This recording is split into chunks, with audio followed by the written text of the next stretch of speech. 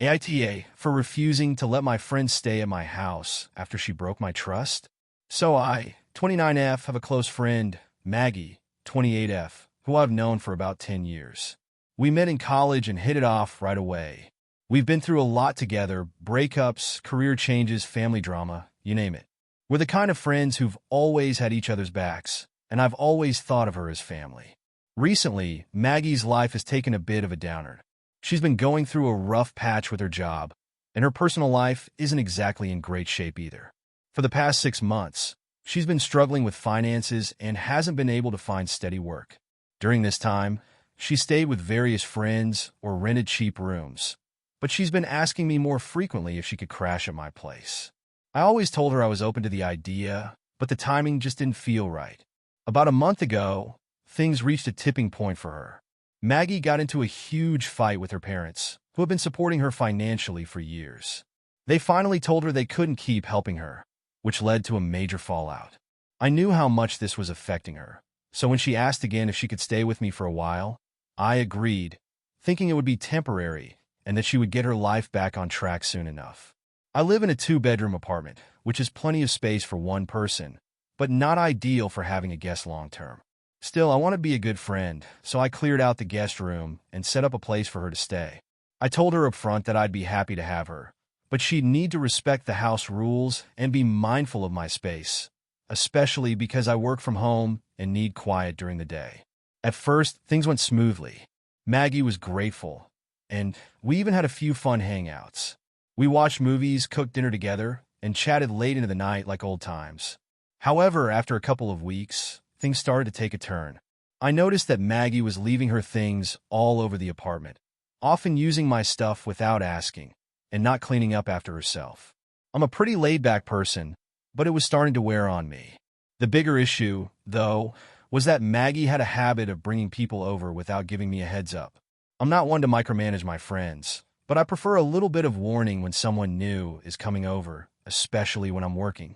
One afternoon, I was in the middle of a project and had a deadline, and Maggie brought over 2 of her friends without telling me.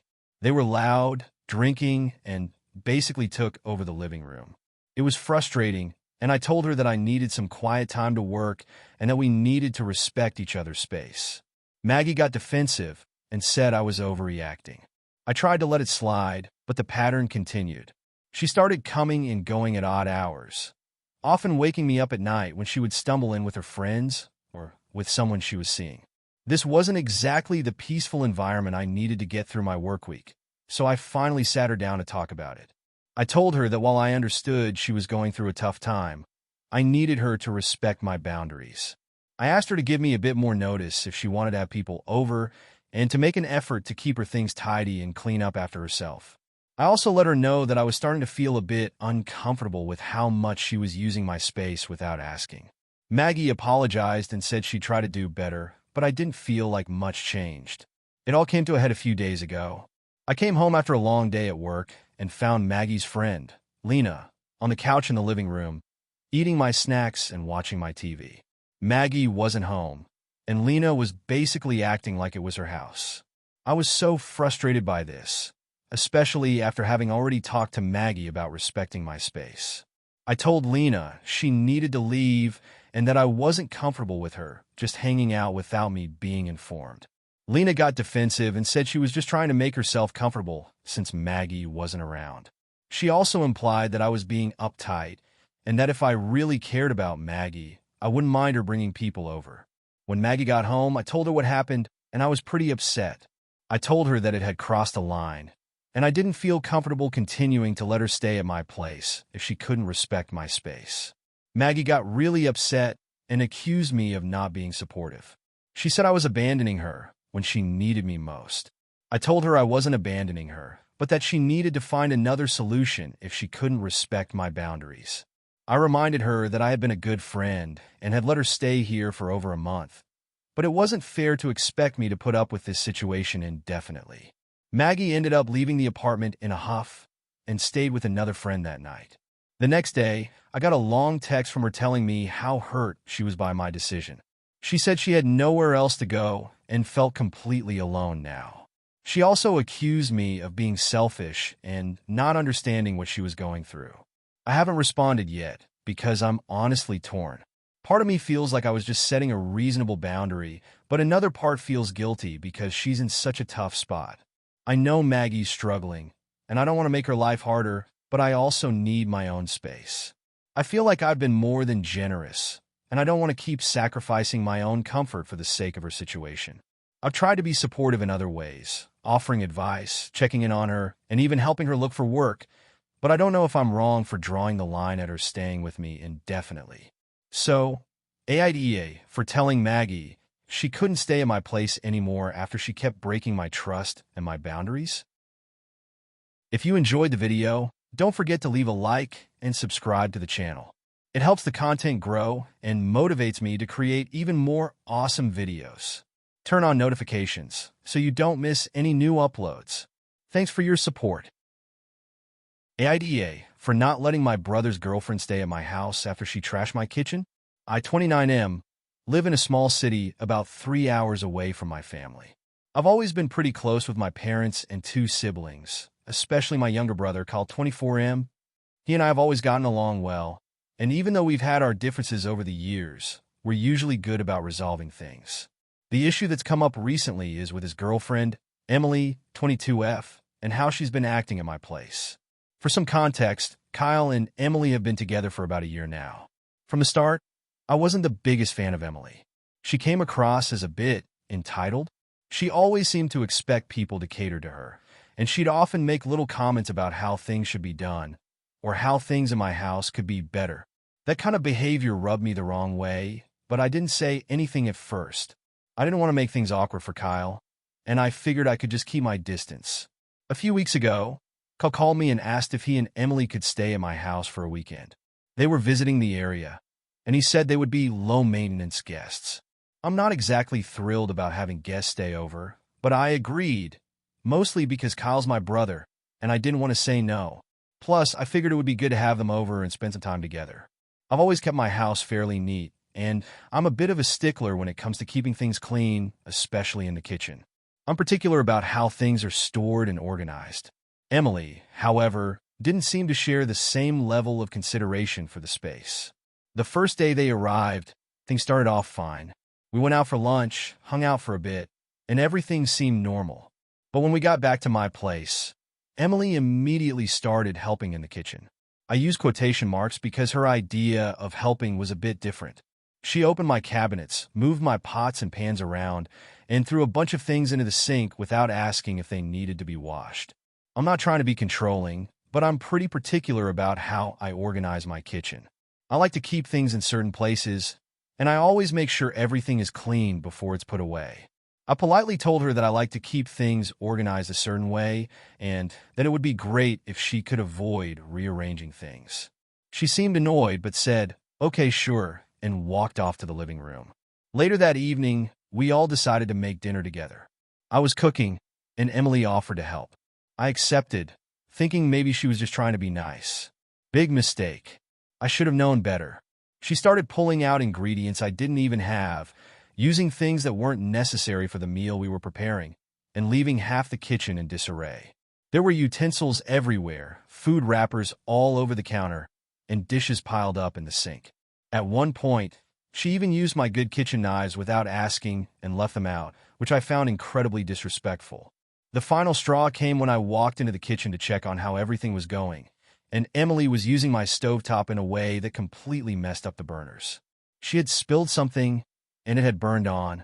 The smell was awful, and it took me over an hour to clean it all up. I was furious. Not only had she trashed my kitchen, but she didn't even seem to care about how much time and effort it would take to fix everything. She just shrugged it off and went to watch TV, leaving me to deal with the mess. By the time dinner was ready, I was already feeling pretty fed up. I didn't want to let this ruin the weekend, so I tried to keep things light, but it was hard to ignore the frustration building inside me. After dinner, things didn't get much better. Emily started to complain about how small the bathroom was and how uncomfortable the couch was for sleeping. At one point, she even asked me if I had any better sheets because the ones I had were too rough. I could feel my patience running thin. The next day, I decided I needed a break from the chaos. I told Kyle and Emily that I was going to spend the afternoon out of the house to clear my head. When I returned, I was shocked by the state of my kitchen. Not only had Emily used my cookware again, but she had also left a huge pile of dirty dishes in the sink and on the countertops. The worst part was that some of the things she had used weren't even hers, and she hadn't bothered to clean up after herself. I don't care if you're a guest in someone's home, but if you use someone's things, at least have the decency to clean up afterward. I lost it. I told Kyle that I didn't want Emily using my kitchen anymore, and that she needed to clean up the mess she'd made. Kyle got defensive and said I was overreacting, that she was just trying to help, and that I should be grateful she even offered to cook. I told him that I wasn't asking for a thank you. I just wanted her to respect my space and not destroy it. I said she couldn't stay at my place anymore, and if she was going to keep acting like this, they needed to leave. Kyle tried to argue, but I was firm about it. I told him I loved him, but I was done. He didn't have to agree with me, but I was not going to let someone treat my home like that. Kyle ended up getting upset, and he and Emily left that night. He texted me later to say I was being unreasonable and that I shouldn't have kicked them out like that. He said I could have handled it better, but I think he's just mad that I didn't let Emily get away with it. He's also been texting me off and on, saying that Emily is really hurt by what happened and that I should apologize to her. Honestly, I don't think I owe her an apology. I'm all for being a good host, but I'm not going to let someone disrespect my home and my belongings just because they're a guest. I've been feeling a little guilty about it, though, especially since it seems like Kyle's siding with her. So, AITA for kicking them out after Emily trashed my kitchen? AITA for refusing to take care of my niece after my sister accused me of stealing her time? I, 32F, have a younger sister, Laura, 27F, who has a 3-year-old daughter named Ava. I've always been really close with Laura, even though we've had our share of differences growing up. However, since she became a mom, things have started to shift a bit. Laura and I have different ideas about parenting, and it's become more noticeable over time. I don't have kids of my own, but I do have a lot of experience caring for children. I used to babysit my cousins and nieces when I was younger, and I've spent plenty of time with friends' kids. I like to think I'm good with children, and I genuinely enjoy spending time with them.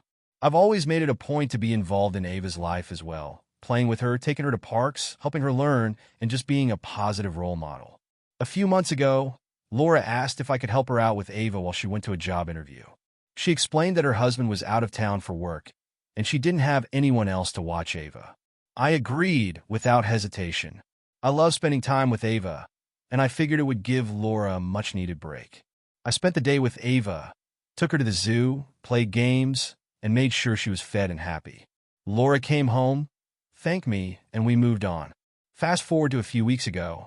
Laura asked again if I could take care of Ava for a few hours while she ran some errands. This time, she seemed a little more reluctant when asking, but I still said yes because, as I mentioned, I love spending time with Ava. However, when she picked Ava up later that day, things started to feel off. She seemed unusually quiet and distant, and I thought maybe she was just stressed about something else. That night, I got a text from Laura, and I still remember the message word for word. I really need you to stop stealing Ava's time from me. You don't realize how much I miss her, and you keep taking her away from me. I was confused at first, but I thought she might be having a rough time, so I brushed it off. The next few days, though, she didn't really reach out. She seemed distant and upset, which made me uncomfortable. I tried to give her space, but after a week, I reached out and asked if we could talk. When we finally spoke on the phone, Laura opened up about feeling overwhelmed by motherhood. She said that, while she appreciated that I was spending time with Ava, it was hard for her to feel like she was missing out on moments with her daughter. She admitted that because of work and other responsibilities, she wasn't always able to give Ava the attention she wanted to. She said that it felt like I was taking over her time with Ava and that I was the fun aunt who got to do all the fun things with her while she was stuck with the boring stuff. At first, I was really shocked by what she was saying. I wasn't trying to steal her time with Ava. I was just trying to help and spend time with my niece. I told her that I thought she might be overreacting and that I'd never intentionally try to take Ava away from her. I explained that I loved spending time with Ava and that I'd only been trying to help. I also pointed out that Laura was welcome to join us anytime and that I never intended to make her feel left out. But Laura didn't seem convinced. She told me that I needed to stop offering to take Ava off her hands so often because it was making her feel guilty and inadequate as a mother. She even went as far as to say that I was overstepping and that I should respect her role as Ava's mom. I told her that I wasn't trying to replace her or take her role away, but that I just wanted to help her and give her a break when she needed it. I thought that was fair. After all, I was only trying to ease her burden and give her some time to focus on her own needs. But the more we talked, the more frustrated Laura became. She accused me of not understanding what it's like to be a mom and not realizing how precious the time with Ava was. She said that she didn't need me to rescue her and that I should just let her be a mother. I felt hurt and defensive at that point. I had never thought of myself as someone who was undermining her role as a mother. I thought I was just helping out, but it seemed like Laura didn't see it that way. She insisted that I should take a step back and stop offering to babysit so frequently because it was starting to feel like I was interfering with her family life. The conversation ended with me feeling upset, and Laura didn't reach out after that. I wasn't sure what to do next. I didn't want to make things worse, but I also didn't want to stop spending time with Ava.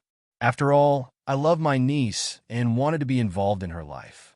Since then, I've been hesitant to offer to babysit or spend time with Ava. I feel like I'm walking on eggshells, unsure of how Laura will react. I've been trying to give her space, but at the same time, I don't want her to feel like I'm abandoning her or her daughter. It feels like I'm in a lose-lose situation. If I offer to take care of Ava, I risk making Laura feel like I'm taking her time away from her. If I don't offer, it feels like I'm abandoning my niece, who I care about deeply. I've been feeling guilty and confused about the whole situation. I understand that being a mom can be overwhelming, and I never wanted to make Laura feel like she wasn't doing enough. But I also feel like I have every right to spend time with my niece without being accused of taking away her moments. I don't think I was wrong for wanting to help, but I also don't want to cause tension between us. So, AITA for offering to spend time with my niece and take some of the responsibility off my sister's shoulders, even though it made her feel like I was stealing her time with her daughter. AITA for refusing to let my best friend borrow my car after she lied about what happened to hers. I, 30F, have a best friend, Sarah, 30F, who I've known since high school. We've been through everything together: college, breakups, family issues, and all the highs and lows life can throw at you. We're very close, and I trust her like I would trust a sibling. Or, at least I thought I did. A little background. I'm very careful with my things, especially my car. It's not a luxury vehicle, but it's reliable, well-maintained, and I've always prided myself on taking good care of it. I don't mind lending out smaller things like clothes or books, but I'm very hesitant when it comes to something as big and important as my car. I know it might sound a little extreme, but I've had bad experiences in the past with lending things out, so I've become protective of my belongings. Recently, Sarah's car broke down. She texted me one morning, really upset, saying that she was stranded and needed help. I immediately offered to pick her up and drive her where she needed to go. I also told her that if she needed help with her car, I could come with her to the mechanic. However, she responded by saying that the repairs were going to take longer than expected and that she was stuck without a car for at least a week or two. That's when she asked me if she could borrow mine. At first, I hesitated. I had a busy week ahead with work, and I didn't want to be left without my car, especially if something came up. But after thinking about it, I told her I'd think about it. I really wanted to be there for her, and I didn't want to leave her in a tough spot, especially since she's been there for me in the past when I needed help. A couple of days passed, and Sarah kept texting me, asking when she could take my car. She was very persistent, and I started feeling bad about not just saying yes right away. I've helped her out in the past, and I figured this wouldn't be a big deal. After all, I trust her, right? I told her she could borrow it for the weekend, but I gave her some strict rules. She could only drive it locally, she had to be careful with it, and she needed to return it by Sunday evening because I had a meeting Monday morning. Sarah agreed, and I felt okay about it. She picked up the car on Friday, and everything seemed fine. I didn't hear from her at all over the weekend, which honestly was a bit of a red flag. Sarah is the kind of person who usually updates me, or at least sends a quick message if she's out driving around. But I let it slide, thinking maybe she was just busy. Then, on Sunday evening, I was sitting down to relax when I got a message from Sarah. She asked if I could come pick her up because her car had broken down again and she was stranded somewhere. This immediately didn't sit well with me. For one, she had my car, so why was she asking for a ride? I texted her back and asked for more details, specifically where she was, why her car had broken down, and why she wasn't driving mine. She replied with something along the lines of, I know it sounds weird, but my car just stopped working again. Can you just come pick me up? I'm on street. I decided to let her sweat it out for a minute, mainly because I was feeling pretty irritated. I asked her why she hadn't used my car instead of letting her own car break down, and that's when things got weird. Sarah texted back and said, actually, I need to tell you something. I kind of had a small accident in your car. At that point, I was livid. I immediately asked her if she was okay, and she assured me she was fine, but that my car had scraped the side of another car while she was parked. She said the other car's owner wasn't there when it happened, but the car was scratched, and she didn't know what to do. She then told me that she panicked and didn't want to deal with the situation, so she just left and didn't report the incident. That's when I realized something wasn't right. I demanded she tell me where she was, and I went to pick her up. When I arrived at the location, Sarah was sitting by the side of the road, looking guilty. I immediately got out of my car and asked to see mine. She led me to it, and sure enough, there was a noticeable scratch along the side of my car, right above the rear wheel. It wasn't huge, but it was definitely noticeable and would need repairs. I couldn't believe what I was hearing. Not only had she damaged my car, but she also had left the scene without telling me, and now I had to deal with the mess. I asked her why she didn't just call me and tell me what had happened when it happened, and she said she was too embarrassed and didn't want me to get mad. I was beyond frustrated, and I told her that she needed to take responsibility for what happened and figure out how to make it right. She said she didn't have the money to pay for the repairs right away, but promised she'd get it sorted soon. I told her that wasn't good enough, and I needed her to take immediate action. We argued for a bit, and I told her that I was going to have to get an estimate for the repair costs and that I expected her to cover the full amount.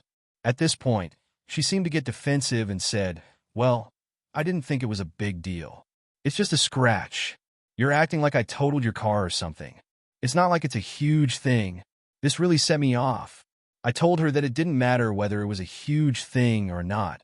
It was my car, and I trusted her with it. I had given her specific instructions to be careful, and now I had to deal with the consequences of her carelessness. I also told her that I was done letting her borrow anything of mine, and that I didn't feel comfortable with her having my car anymore. She got really upset and started accusing me of being too controlling and not being there for her when she needed help. She said I was making it into a bigger deal than it was, and that I was overreacting. I told her that I wasn't overreacting.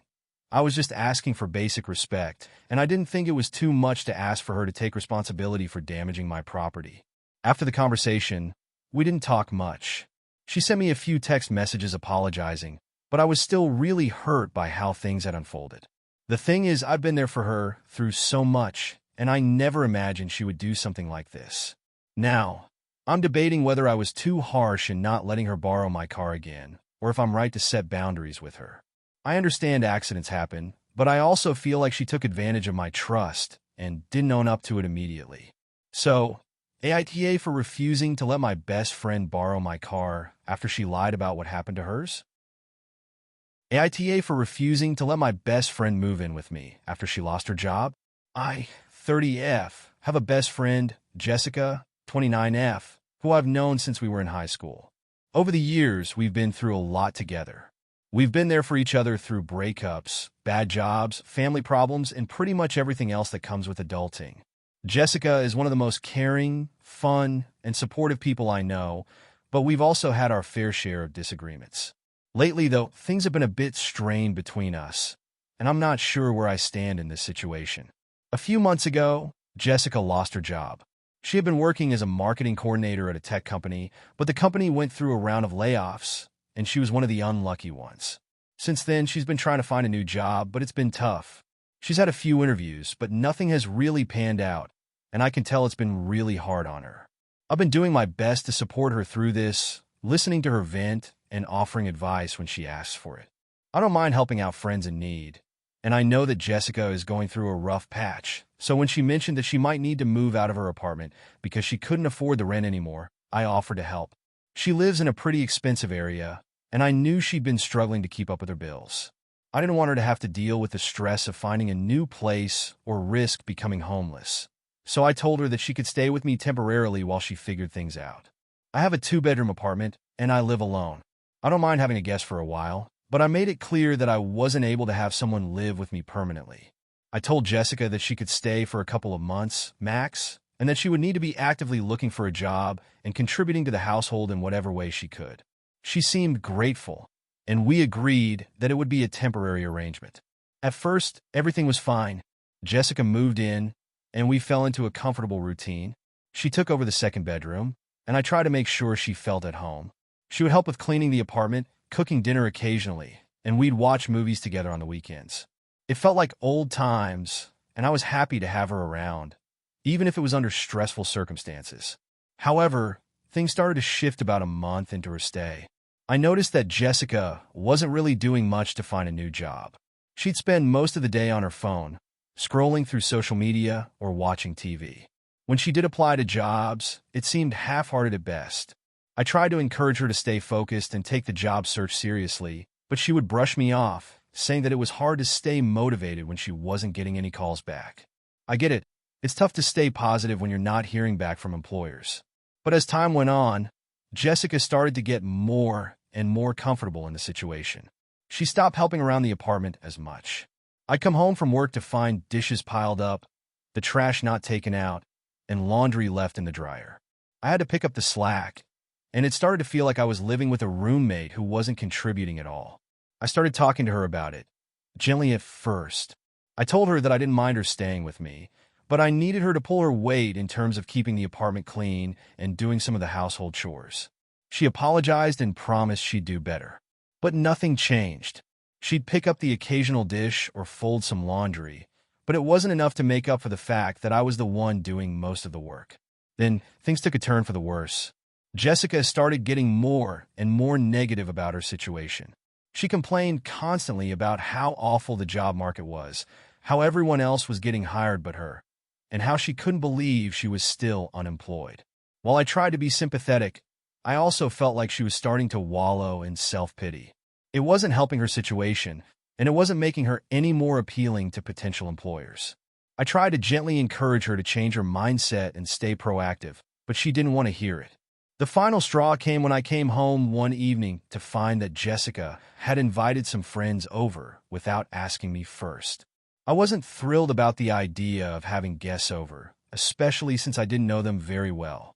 I work from home part-time, so the apartment is my workspace, and I didn't want to be distracted by random people in my living room. When I walked in, there were 5 of her friends sitting on my couch, eating my snacks and drinking wine. I had no idea they were even coming over, and Jessica didn't think to check with me before making plans. I asked her what was going on, and she said, "Oh, I figured it would be fine. We're just having a little get-together." I was beyond frustrated. I told her that it wasn't okay to have people over without clearing it with me first, and that I wasn't comfortable with having so many people in the apartment when I didn't know them. She looked at me like I was overreacting and said, "I'm just trying to have some fun." Okay. It's not like we're doing anything crazy. I ended up spending the evening in my room, trying to ignore the noise, but I was upset. I felt like my space wasn't being respected, and I didn't want to continue living like this. After that, I started to really question whether I had made the right decision by letting her move in. She wasn't being responsible. She wasn't looking for a job seriously, and she was taking advantage of my hospitality. So, I had to make a tough decision. I sat down with Jessica and told her that I needed her to start making some serious changes. I told her that she needed to take her job search more seriously, help out more around the apartment, and respect my boundaries, especially when it came to inviting people over without asking. I also told her that I needed a timeline for her to find a job and move out because I couldn't continue living in this situation. I told her that she couldn't stay indefinitely, and she needed to start planning for her future. Jessica didn't take this well. She said I was being unfair, that she was going through a tough time, and that I should be more supportive. She said that she was grateful for me letting her stay, but she didn't like being treated like she was imposing. She accused me of not understanding how hard it was to be unemployed, and she started crying, saying that I was abandoning her when she needed me most. It was hard to hear, and I felt guilty, but I also knew that I couldn't continue to let her take advantage of me. I needed to stand my ground. So, I told her that I loved her and would always support her, but I couldn't keep enabling her behavior. She left the conversation, saying she needed time to think. It's been a few weeks since that conversation, and Jessica has been distant.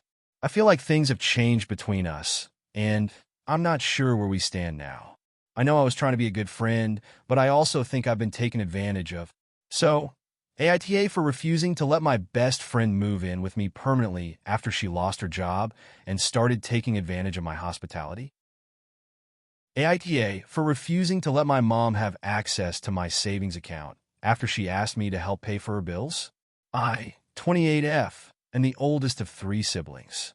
I grew up in a household where money was always tight, and I've had to be very independent since I was young.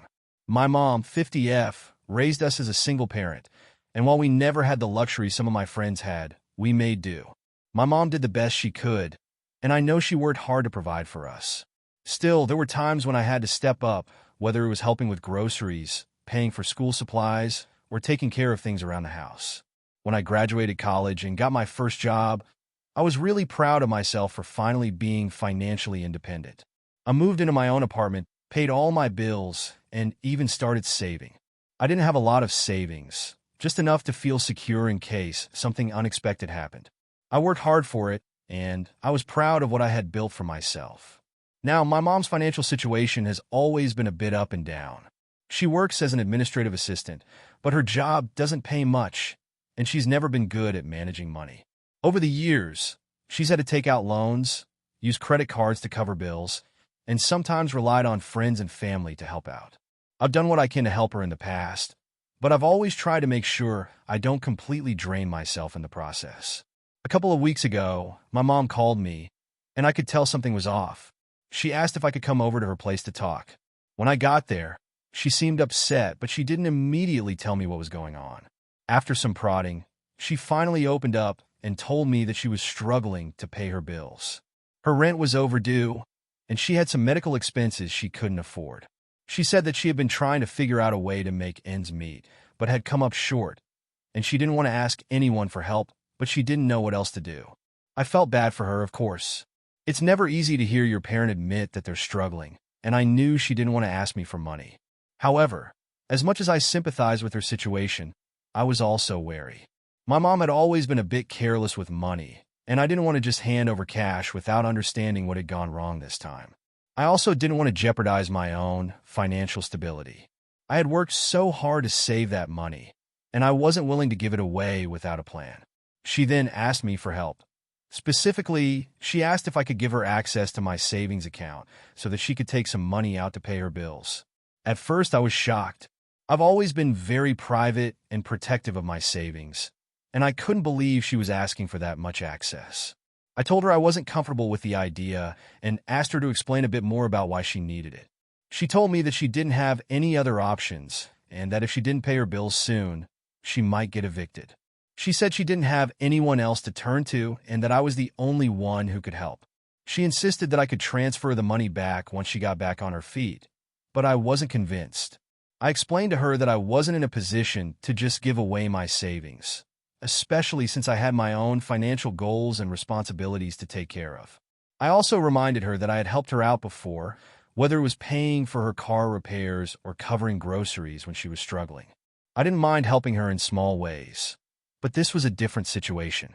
Letting her access my savings felt like a step too far. She got upset and said that I didn't understand how hard things had been for her. She said that I was being selfish and that she had always been there for me when I needed her, but now that she needed me, I was turning my back on her. She also said that I was acting like I was better than her because I had saved money while she hadn't, and it made me feel guilty. I tried to explain that it wasn't about being better than her, but rather about not being able to sacrifice my own security for hers. I offered to help in other ways, like helping her come up with a budget, or maybe even helping her negotiate with her landlord, but I refused to give her access to my savings. She left my apartment in tears, and since then, things have been tense between us. She hasn't contacted me much, and when she does, it's mostly to tell me how disappointed she is in me. She's told my siblings about the situation, and now they've been pressuring me to help her, saying that I should support her because she's our mother. They think I'm being too harsh, especially since I'm in a good financial position and could easily spare the money. My siblings have also pointed out that I've always been the responsible one, the one who's had my life together, and that I should be willing to help our mom in her time of need. They think I'm being selfish by drawing a line with money and that it's my duty to support her no matter what. I've tried to explain my reasons to them, but they don't seem to understand. I've been feeling really guilty about the situation. I want to help my mom, but I also want to maintain my financial independence. I've worked hard to get where I am, and I'm not sure if it's fair to risk my own stability for the sake of her financial problems. At the same time, I don't want to feel like I'm abandoning her or that I'm being a bad daughter.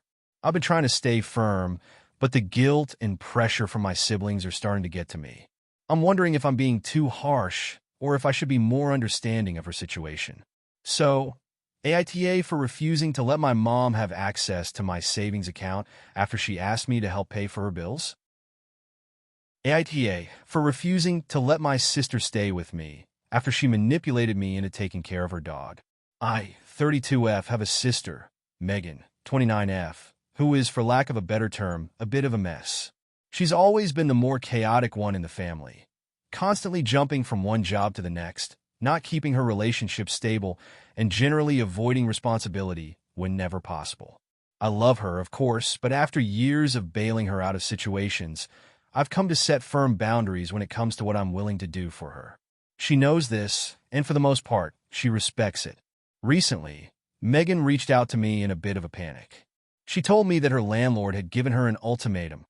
Either she find a new living situation or her dog had to go. Megan's dog, Charlie, is a very sweet but hyperactive golden retriever who she got a few years ago. I've never been a huge fan of the dog because it can be a lot to handle, but I knew Megan loved him. According to her, the landlord had made multiple complaints about Charlie's behavior. Specifically, he chews things up when left alone and barks nonstop.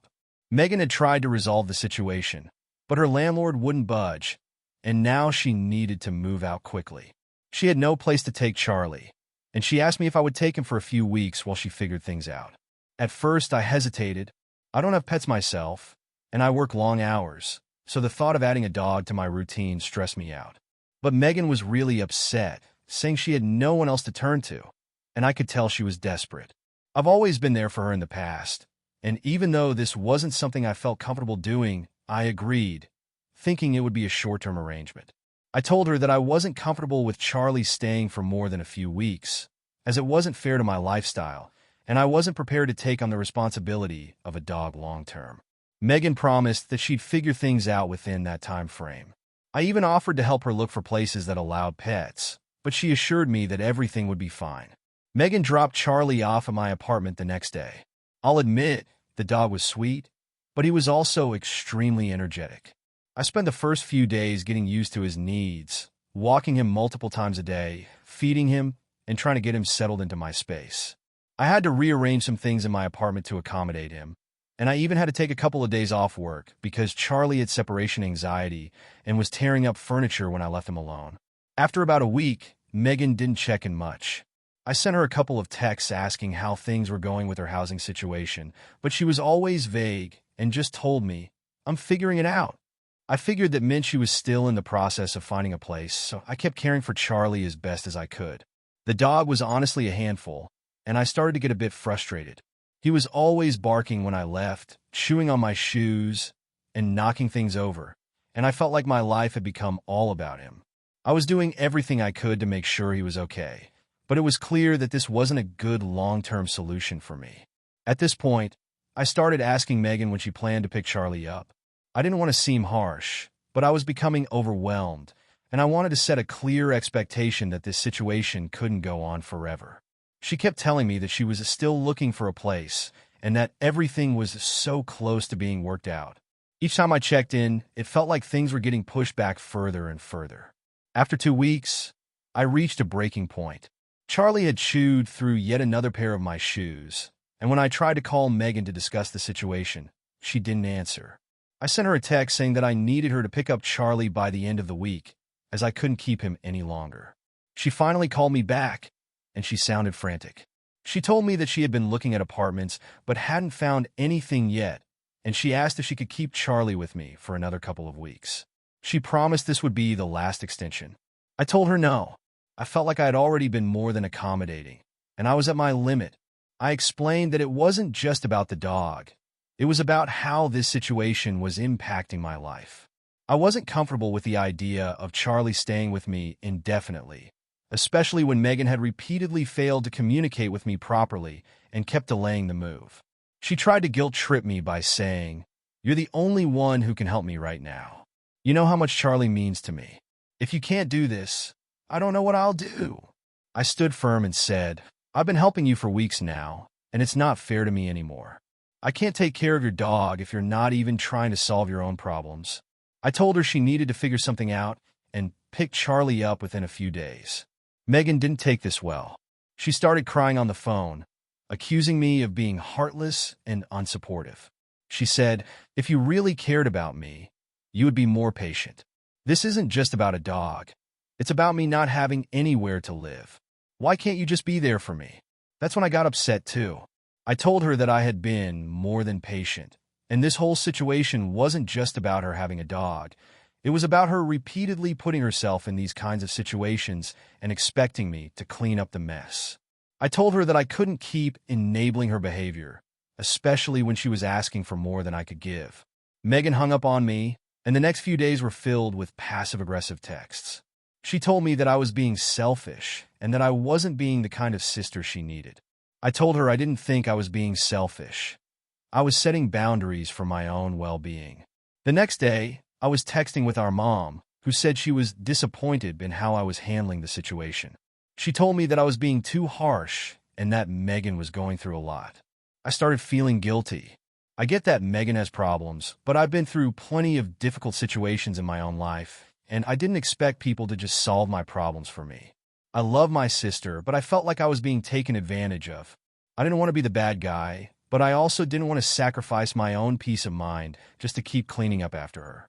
Now Megan is still not speaking to me. She's telling everyone that I kicked her out and abandoned her in her time of need.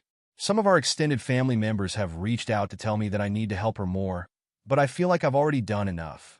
So, AITA for refusing to let my sister stay with me after she manipulated me into taking care of her dog. Hey friends, if you enjoy this content, don't forget to like the video and share your thoughts in the comments. We really want to know what you like and what could be improved. What do you think of the video? Are there any topics you'd like to see in future videos? Your feedback really helps us get better. Thanks for being with us. AITA for kicking my best friend out after she kept going through my things without asking. I, 26F, have a best friend, Sarah, 25F, whom I've known since high school. Over the years, we've been through everything together. Breakups, job changes, family drama, and more. I've always considered her like a sister, and we've supported each other through thick and thin. Recently, though, things have taken a weird turn, and I'm not sure if I'm overreacting or if I'm justified in feeling hurt and betrayed. A few months ago, Sarah lost her job. She'd been working as a graphic designer at a marketing agency for a couple of years, but the company went under, and she was left scrambling for new work. She's been having a tough time finding something else, and while I've been sympathetic to her situation, it's been challenging to see her fall into a bit of a rut. For the past few months, she's been staying with me in my 2-bedroom apartment while she looks for a new job and gets her feet back under her. I have no problem helping out a friend in need.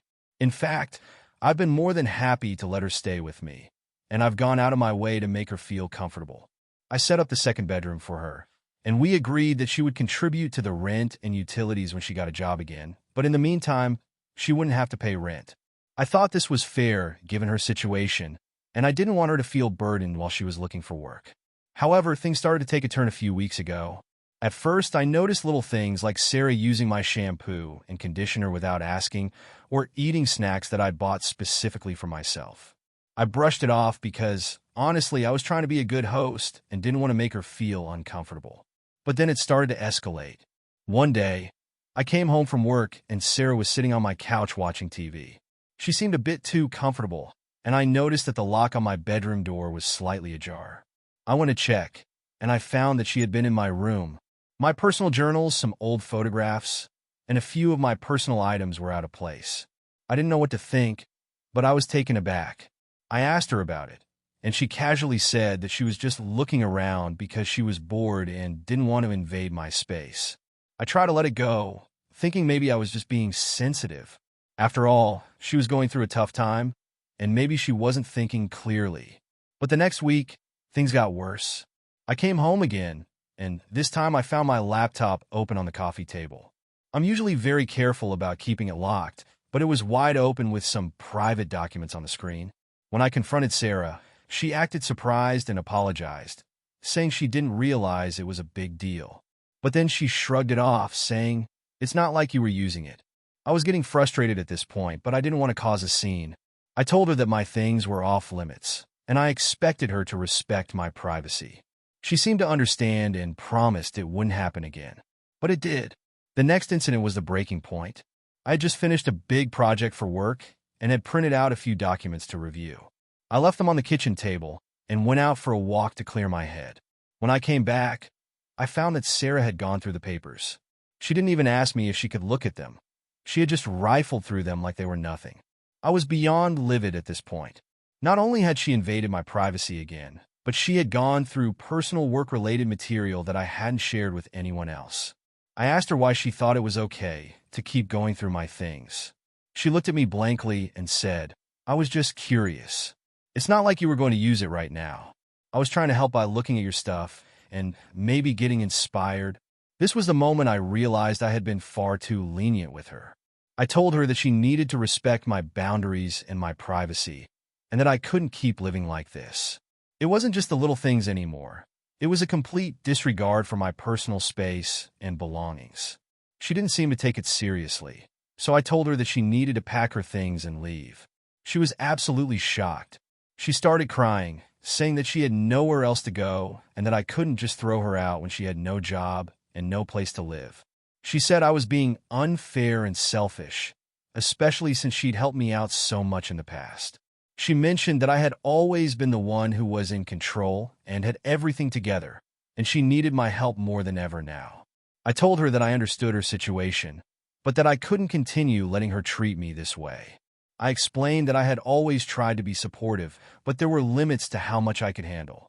I told her that if she respected my boundaries, I'd be happy to help her find another place to stay or help with anything else, but that I couldn't keep living with someone who didn't respect me. She left that night, and things have been very tense between us ever since. She texted me a couple of times asking if we could talk, but I didn't respond.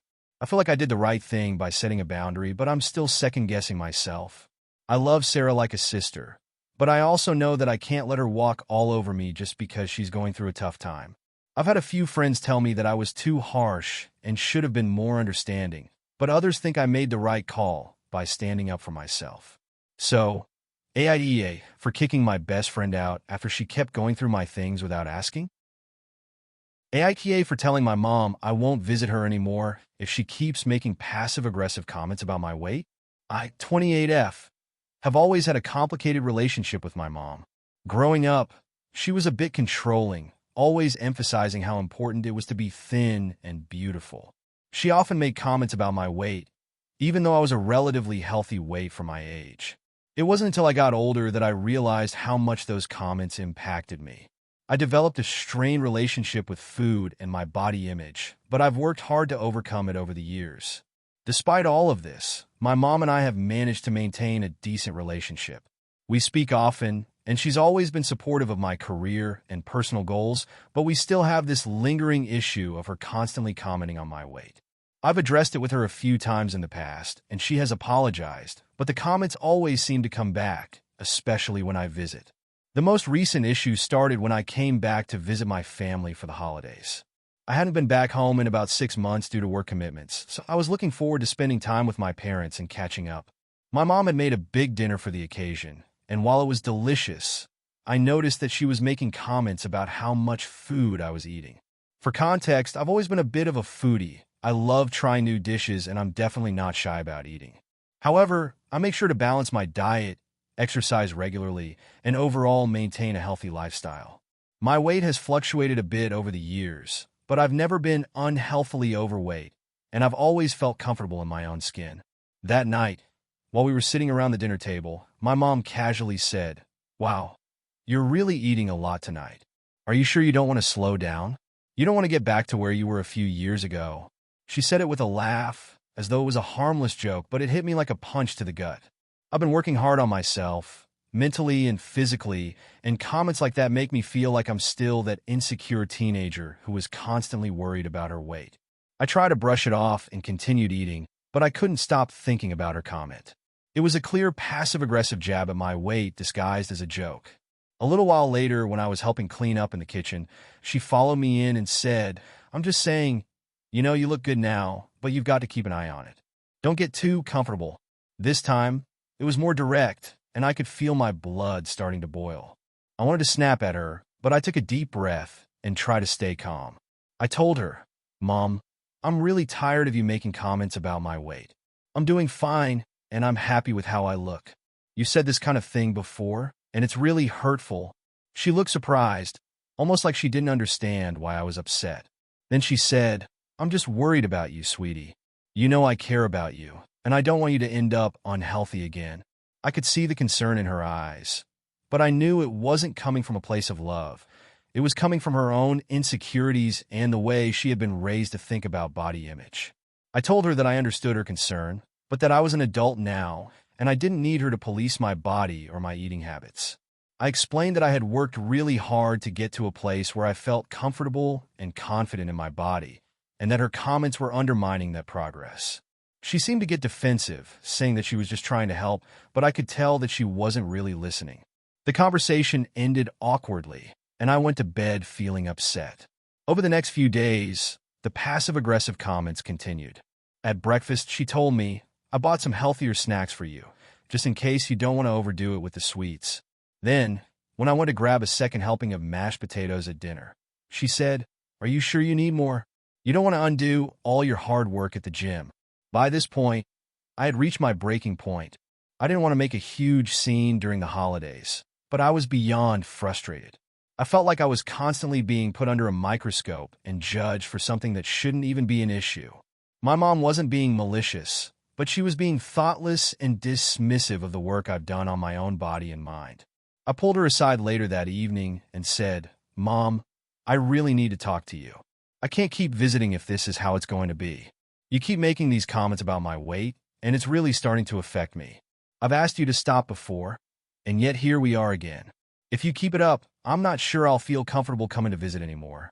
She looked taken aback and said, "Are you serious? You're going to stop visiting because of a few harmless comments? I'm just concerned about you." I told her, "It's not just a few comments, Mom. It's a pattern.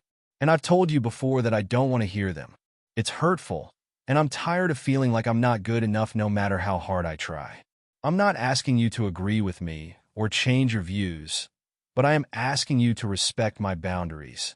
There was a long silence, and then she sighed and said, "I didn't realize it was that big of a deal.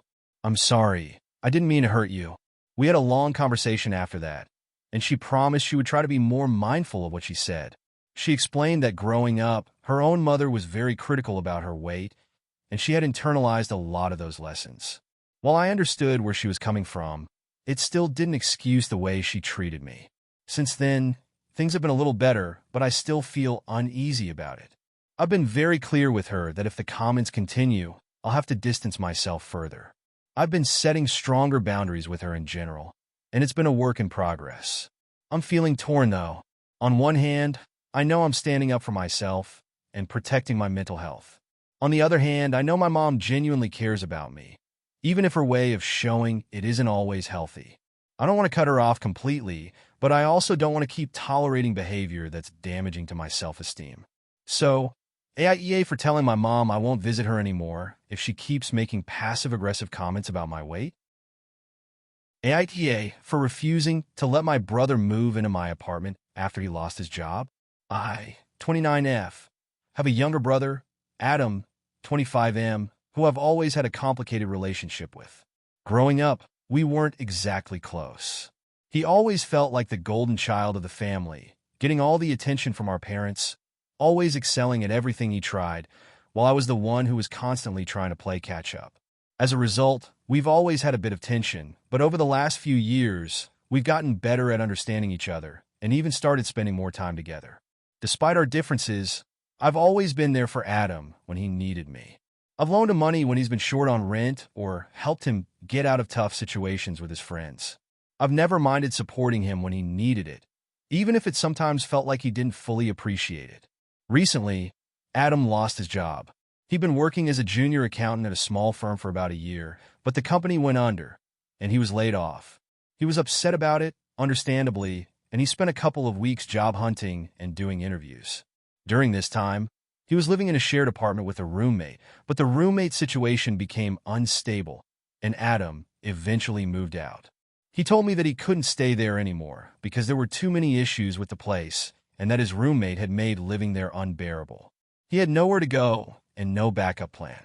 A couple of weeks ago, Adam asked if he could move in with me temporarily until he found another job. I wasn't thrilled with the idea, but agreed. I live in a 2-bedroom apartment, and while I've always valued my privacy, I figured I could give him a place to stay for a short while. I made it clear to him that I didn't want him staying long-term and that he needed to actively be looking for a new job while staying with me. I also asked that he help out around the apartment and contribute something toward rent or bills when he was able. I wasn't expecting him to pay a large amount, but I didn't want him to get too comfortable without doing his part. At first, things seemed fine. Adam settled in, and we tried to establish a routine.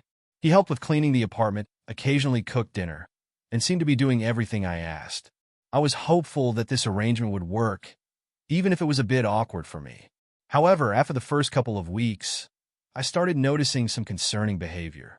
Adam would sleep in until noon most days and spend the entire afternoon playing video games or watching TV. Whenever I asked him about his job search, he'd tell me that he had applied to a few places and had a couple of interviews lined up, but nothing was progressing. I started to feel like his efforts were half-hearted at best. He'd stay up late playing games, and when I would wake up in the morning for work, he'd still be in his pajamas, playing games or scrolling through social media. I tried to be patient with him, thinking maybe he just needed some time to adjust. But it began to feel like he was treating my place as more of a vacation than a temporary living situation. His lack of motivation started to frustrate me. I wanted to be supportive, but I also didn't want him to take advantage of my hospitality. A week ago, I had a conversation with him. I told him that he needed to start taking his job search more seriously. I reminded him of the agreement we made when he moved in, that he would actively look for work and make sure he contributed in some way to the apartment. I even suggested that he look into freelance work or short-term gigs if full-time work wasn't coming through quickly. He promised that he would step up, but it didn't seem to change anything. The next few days were just more of the same. He would play video games all day, and when I came home from work, the apartment was messier than I left it. I started doing everything myself, washing the dishes, cleaning the bathroom, and taking care of the laundry. I didn't mind doing these things, but it felt like I was the only one putting in effort. I asked him again to pitch in, but he didn't seem to take it seriously. Then, things escalated. One evening, I came home from work to find Adam on the couch, eating a bag of chips and playing video games. The apartment was a mess. Dirty dishes piled up in the sink, garbage overflowing in the kitchen, and his things scattered all over the living room. I lost my patience and asked him to help clean up. He casually shrugged and said, "I'll get to it later." I tried to stay calm, but I was frustrated. I told him that this wasn't okay and that if he didn't start pulling his weight, he would need to leave. I reminded him that he was living in my space and that I had expected him to contribute, not just to the apartment, but to his own future as well. I told him that I couldn't continue living like this, and that he needed to either start making progress in his job search or leave.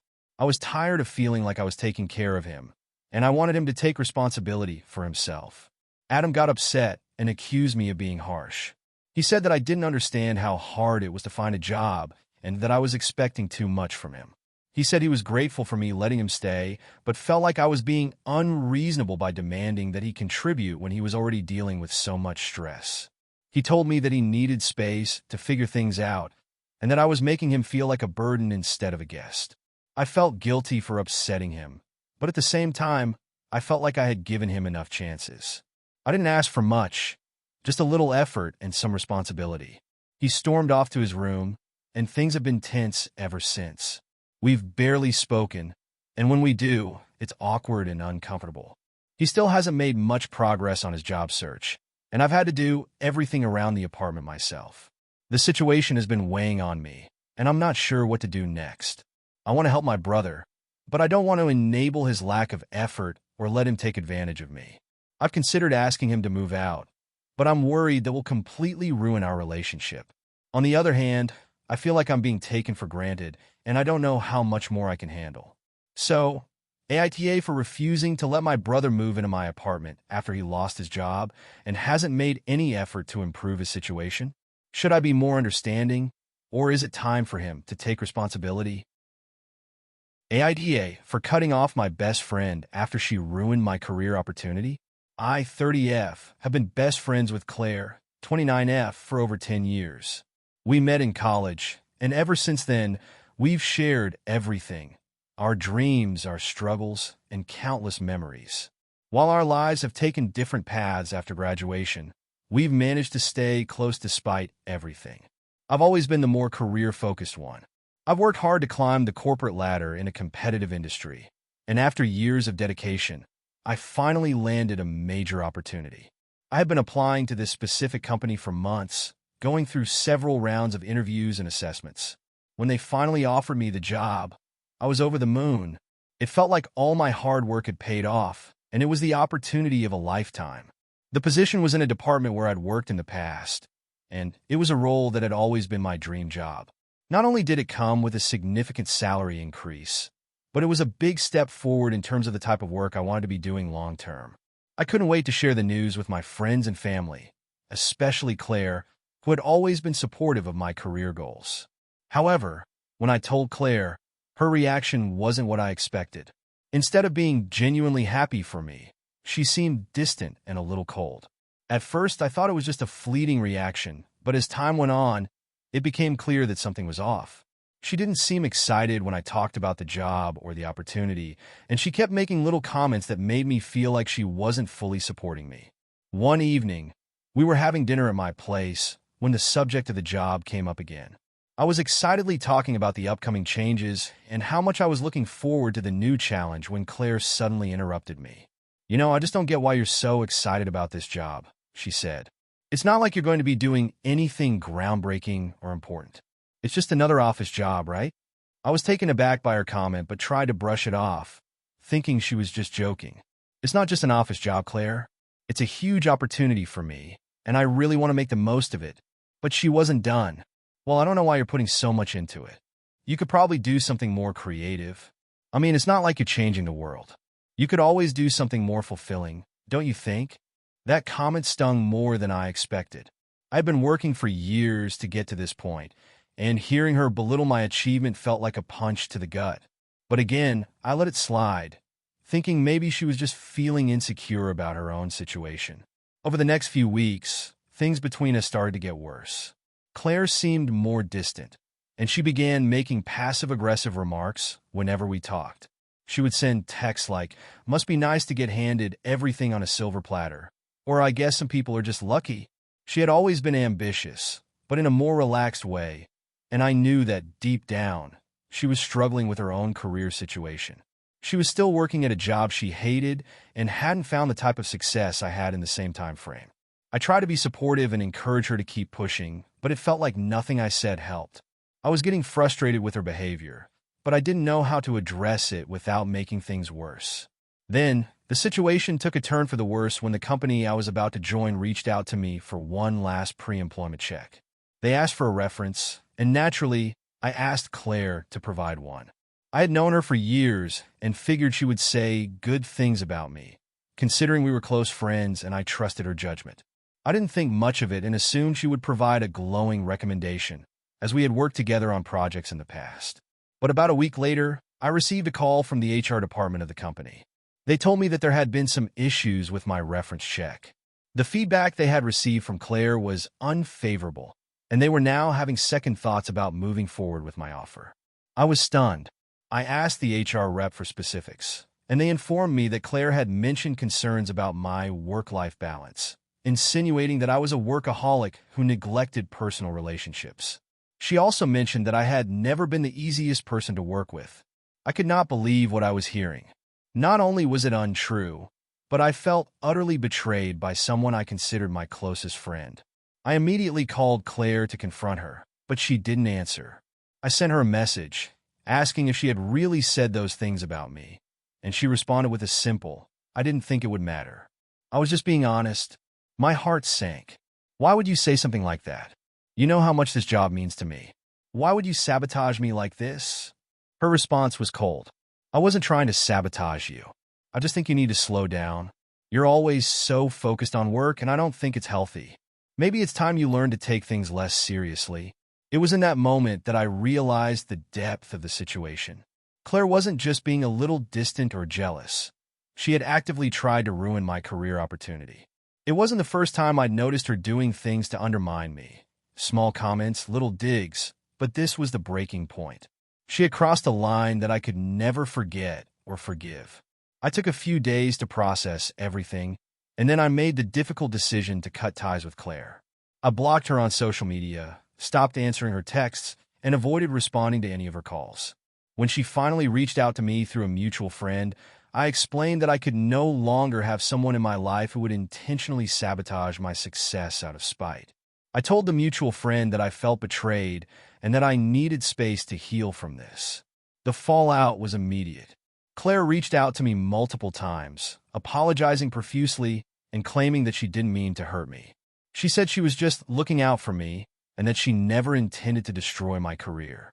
But by then, the damage was done, and I knew I couldn't trust her anymore. My family and some mutual friends have been supportive, but others have told me I'm overreacting. They say that Claire's jealousy was just a momentary lapse in judgment, and that I'm being too harsh by cutting her out of my life. But I don't feel like I'm overreacting. I can't trust someone who would try to ruin my chances for something I've worked so hard for, no matter how much history we have. So, AITA for cutting off my best friend after she sabotaged my career opportunity. AITA for refusing to take care of my sister's dog while she's away, even though she asked me to. I, 31F, have a sister, Hannah, 28F, who I've always been close to. We grew up together, sharing a lot of the same experiences, and over the years, we've supported each other through a lot. But recently, I've been finding it increasingly difficult to deal with some of her requests, especially when it comes to her dog, Bella. Hannah got Bella, a 3-year-old border collie, 2 years ago. Bella's a sweet dog, but she's also very high energy. Hannah works full-time, so she often asks me to take care of Bella when she goes on vacations or trips. I've done this for her a few times, and while I love Bella, it's always been a lot to manage.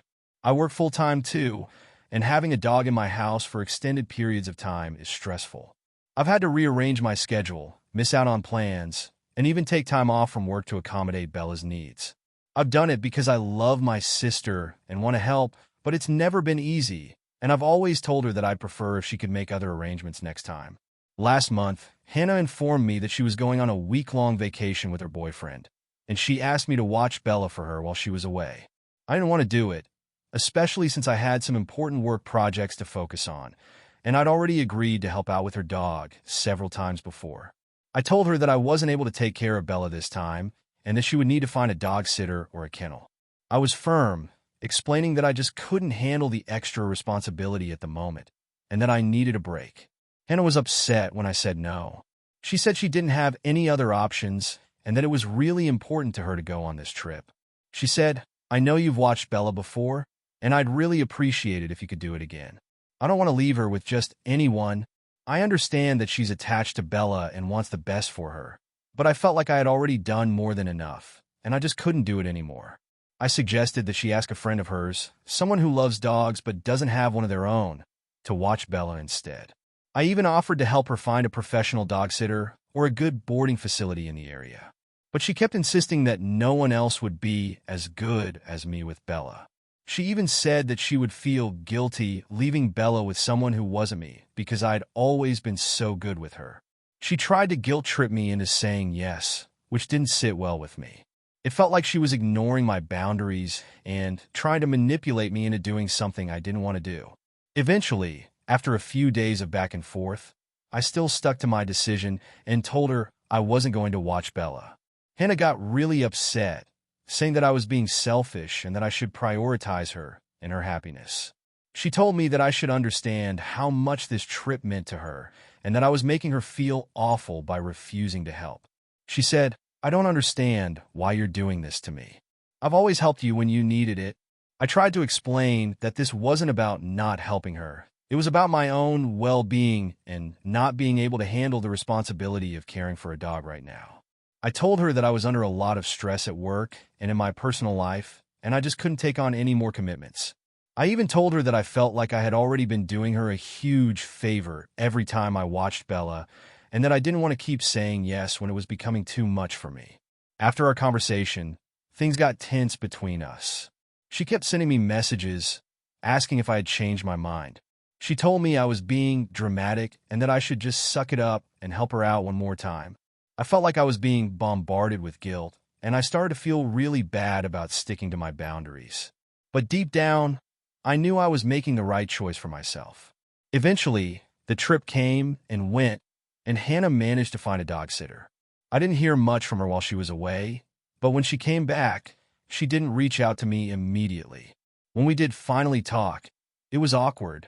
She thanked me for giving her such a hard time and told me that she felt like I had abandoned her. She said that she was really hurt by my refusal to help and that it was hard for her to get over it. She said she understood I was busy, but that I should have made an exception for her, given that we've always been there for each other. I understand that she was frustrated and disappointed, but I feel like I shouldn't have to sacrifice my own mental health and peace of mind just to make her happy. I want to be there for her, but I also need to take care of myself, and I don't think that's selfish. We've had this kind of dynamic in the past where I'm expected to always say yes, no matter what, and I don't think that's healthy for either of us. I told her that I wasn't going to keep saying yes when I didn't feel comfortable doing it, and that it wasn't fair for her to guilt-trip me into helping. She's still upset with me, and we haven't been as close since the incident. She's mentioned that she's disappointed in me and that I've let her down, but at the same time, she hasn't apologized for the way she treated me or for ignoring my boundaries. I don't want to lose my sister over this, but I'm not sure if I was too harsh by refusing to help her this time. So, AITA for refusing to take care of my sister's dog while she was away, even though she asked me to? AITA for refusing to let my brother's girlfriend move in with me after she asked, and then telling my parents she's toxic? I, 27F, have a brother, Tom, 25M, who has been in a relationship with his girlfriend, Jenna, 24F, for a little over a year now. While I try to stay neutral, I've never felt fully comfortable around Jenna. I can't really put my finger on why, but there's always been something about her that gives me a weird vibe. It could be the way she sometimes dismisses me in conversation, or how she's made passive-aggressive comments about my lifestyle choices in the past. But up until recently, I've kept my thoughts to myself because I don't want to cause drama with my family or make Tom feel uncomfortable. A few weeks ago, Jenna reached out to me privately and asked if she could move in with me for a little while. She explained that she was having some issues with her apartment, and the landlord was being difficult about renewing her lease. She mentioned that her rent was too expensive, and she wasn't getting along with her roommates, and she needed somewhere to stay temporarily. I was caught off guard by the request because I've never had Jenna stay with me before, and I didn't know her all that well. I told her that I need to think about it and get back to her. The thing is, I've always valued my privacy. I live alone in a small apartment, and while I'm close with my family, I'm not a huge fan of having people stay at my place unless it's for a very specific reason. I also knew that if I said yes to her moving in, it would likely be a long-term situation because she seemed like the type to not want to go back to her own place once she settled in. After some thought, I decided I wasn't comfortable with the idea. I don't know what it is about Jenna, but she's always rubbed me the wrong way. I couldn't shake the feeling that having her in my space would make me uncomfortable. Plus, I wasn't sure how Tom would react to her living in my apartment. They've had some issues in their relationship, and I wasn't sure she would take it well if things went south between them and she needed somewhere to crash. I told Jenna that I didn't think I was the best option for her to stay with. I explained that I value my space and that I wasn't really in a position to have someone living with me, especially someone I didn't know that well. She was not happy with my response and pressed me for a reason, but I stuck to my decision and said it was just about needing my own space. After that, she seemed fine for a few days, but then I started to hear from my brother. Tom was upset with me and said I was being selfish and that I should have just let Jenna stay with me for a little while. He said that she was in a difficult spot and I was making her feel like she didn't belong in our family. He accused me of judging her unfairly and of not being supportive. I tried to explain my reasons for not wanting to let Jenna move in, but Tom didn't want to hear it. He told me I was being too harsh and that I needed to give Jenna a chance. I reminded him that I had given her chances before, but there was always something about her that didn't sit right with me, and I couldn't ignore that feeling. Tom didn't seem to understand and got more upset, saying I was making a bigger deal out of this than I needed to. A few days later, things got even more complicated. Jenna called me again, asking if I had changed my mind about letting her move in. When I told her that I hadn't, she seemed to get even more upset and said that I was the only one who had refused to help her. She mentioned that my other relatives, our parents, for example, had offered to let her stay, but she specifically wanted to stay with me because I was the only one she could trust. It was clear to me that she was trying to guilt-trip me into saying yes. At this point, I had had enough. I didn't want to feel like I was being manipulated, so I decided to speak my mind. I called my parents and told them what had been going on. I explained that I wasn't comfortable having Jenna stay with me, and that, in my opinion, her behavior had been a little toxic over the past year. I pointed out how she had made passive-aggressive comments in the past, how she often dismissed my opinions, and how I had always felt like she was a little fake around me.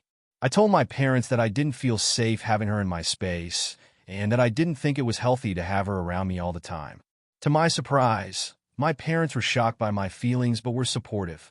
They agreed that I had every right to decide who stayed with me, and that I should be able to protect my personal space.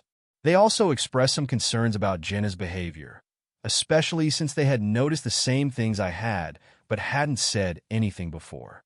However, the fallout was immediate. Tom found out that I had spoken to our parents about Jenna, and he was furious. He accused me of going behind his back and telling our parents things that were private. He said I was being immature and that I should have dealt with my issues with Jenna directly instead of involving the whole family. He told me that I had no right to call her toxic and that if I couldn't support their relationship, then I wasn't being a good sister. I tried to explain that I wasn't trying to destroy his relationship with Jenna, but I couldn't continue to pretend everything was fine when it wasn't. I told him that I had always supported him in his relationships, but that I wasn't comfortable around her, and I didn't think I should have to explain myself or justify my feelings. He said that I was being too harsh on Jenna and that I should just let things go for the sake of family. Since then, the tension has only gotten worse. Tom has barely spoken to me, and whenever he does, he mentions how disappointed he is in me for not supporting his relationship. He says I've ruined things between us, and that if I don't change my attitude, our relationship will never be the same. I feel like I'm in a difficult spot because I genuinely care about my brother, but I also feel like I've been put in a position where I have to choose between my comfort and my family. I've always been the type of person who values honesty, but it's starting to feel like I've lost my place in the family because of how I've handled this situation. So, AITA for refusing to let my brother's girlfriend move in with me after she asked, and then telling my parents she's toxic. AITA for refusing to let my best friend live with me after she left her abusive relationship, and then cutting off contact when she became angry with me. I, 29F, have a best friend, Lily, 28F, who I've known for over 10 years.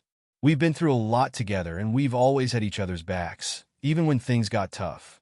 However, recently, our friendship has been strained because of a situation involving her abusive relationship, and now I'm wondering if I'm the asshole for how I've handled it. Lily had been in an on-and-off relationship with her ex, Mark, 30M, for about 5 years. I was always skeptical of Mark. He never seemed to treat her well, and I noticed that whenever she was with him, she seemed unhappy. I'd always try to talk to Lily about my concerns, but she would brush me off, saying that things were fine and that I didn't understand their relationship. For years, I tried to stay out of it, but it was hard to watch her go through so much emotional turmoil. About 6 months ago, things took a major turn. Lily reached out to me one evening, crying and saying she needed to talk. When she arrived at my apartment, she told me that she had finally ended things with Mark for good. She said that he had been emotionally and physically abusive for months, and she had been too afraid to leave him. Lily told me that she had stayed for so long because she didn't think she could make it on her own, but after a major fight, she knew it was over. I was devastated to hear this. I had suspected that something was off, but hearing her say it out loud was heartbreaking. I immediately offered her a place to stay, since she didn't feel safe going back to her apartment. She had been living with Mark for the past few years, and she didn't want to go back to an apartment that reminded her of him. At first, Lily was hesitant, but I reassured her that she was always welcome at my place, and I didn't want her to feel like she was alone. I've always been the type of person who values loyalty and helping those I love, and I thought I was doing the right thing by offering her a safe space to recover from what she had been through. Lily moved in with me temporarily, and while I was happy to help, things quickly became more complicated than I expected. At first, everything seemed fine. She was grateful for the space and the emotional support, but as time went on, I started to notice changes in her behavior. She became increasingly distant and withdrawn, spending most of her days locked in her room, barely interacting with me or leaving the apartment. I understood that she was going through a lot, and I tried to give her space, but it started to feel like she wasn't even trying to heal or get better. One of the things that really started to get to me was that Lily refused to get therapy or even talk about what had happened with Mark. She would often say that she wasn't ready to talk about it, which I respected at first, but after a while, I started to feel like she wasn't making any effort to move forward. I suggested a few times that she see a therapist, but she would just nod and say, maybe later. As weeks turned into months, I started to feel the strain of having her live with me. I'm a private person, and I had to adjust my entire routine to accommodate her, which was fine at first, but I started feeling resentful. I started resenting the fact that I couldn't have any alone time, that I couldn't invite friends over without worrying about Lily's feelings, and that I had to constantly tiptoe around her. Lily also started making passive-aggressive comments about how lucky I was to have my life together and how she wished she could be as independent as me. I tried to brush it off, but it became increasingly harder to ignore. She would complain about how she felt like a failure and how she hated herself for letting Mark control her for so long. I felt terrible for her, but at the same time, I didn't know how much more I could give. I wasn't a therapist, and I wasn't equipped to help her heal from what she had gone through, especially when she wasn't taking the steps to heal on her own. A few weeks ago, I sat down with Lily and told her that I felt like she wasn't making enough progress in her healing process. I told her that I wanted to see her take more initiative in moving forward, whether that meant getting therapy, applying for jobs, or just spending time outside of the apartment. I said that I understood she was in a difficult place, but I couldn't keep sacrificing my own mental health for hers. I told her that I needed her to take responsibility for her own healing because I was starting to feel overwhelmed. Lily reacted horribly. She became defensive and accused me of not caring about her. She said that I was acting like I didn't understand how hard it was to leave someone you love, even if they were abusive. She said that I was being selfish and that I was abandoning her just when she needed me the most. I tried to explain that I wasn't abandoning her, but that I needed her to take the next step for both of our sakes. She refused to see it from my perspective and accused me of being insensitive to her pain. She told me that if I didn't want to help her anymore, then she would leave. I was shocked by her reaction because I had always been there for her, but now it felt like she was blaming me for everything that went wrong in her life. She packed her things and left, but not before telling me that I wasn't a real friend. Since that night, I haven't heard from Lily. I've tried texting her, apologizing if I hurt her feelings, but she hasn't responded. My parents and some of our mutual friends have reached out to tell me that I did the right thing, but others have said that I was too harsh and that I should have given her more time. Some people think that I should have let her stay longer and not made her feel like a burden. I've been feeling conflicted about this whole situation. On the one hand, I know I did what I thought was best for both of us. I wasn't equipped to help her through everything she was going through, and I was starting to feel like I was sacrificing my own well-being. On the other hand, I can't shake the feeling that maybe I could have handled it better, or that maybe I should have been more patient with her. So, AITA for refusing to let my best friend live with me after she left her abusive relationship and then cutting off contact when she became angry with me. AITA for telling my roommate she can't have her boyfriend over anymore after he constantly disrespects my boundaries. I, 26F, live with my roommate, Emma, 24F, in a two-bedroom apartment that we've shared for about a year now. We've been friends since college, and our living situation was supposed to be temporary while we both save up for a place of our own. I really thought it would work out well, because we get along most of the time, but recently, things have started to get pretty tense between us. Emma started dating her boyfriend, Luke, about 6 months ago. At first, it wasn't a big deal. He'd come over to visit a couple of times a week, and I didn't mind because it was only for a few hours at a time, and I had my own space. However, over time, Luke began staying over almost every single night.